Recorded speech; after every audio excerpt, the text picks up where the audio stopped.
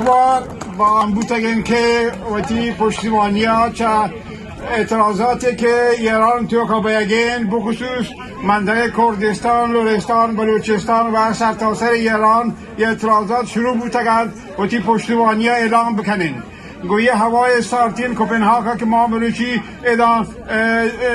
وشاتگیم که وقتی پشتیبانی ها چه مردم سرتاسر ایران اعلام بکنیم بلوچی ما گندگیم که پهکین مردمان چست بودند که پوتی حق حقوق داد و پریاد جرگند پشه که ظلم و زور آکیه که ایران باید بخصوص گشتر تو منطقه ملیتان شو کردستان و بلوچستان و منطقه اهواز و ترکمان صحرا و یه گشتر ظلم و زوراکی همین منطقه ها باید ما چه مردم سرتاسر ایران بخصوص مردم مناطق ملیت ها لوتن که وقتی خیابانان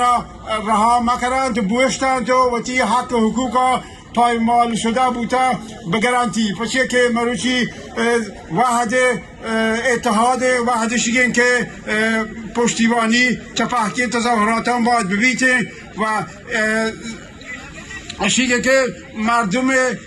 ایران بخصوص ملت های تحت ستم یک جا بودند و وقتی اتحاد و همبستگیش اعلام کده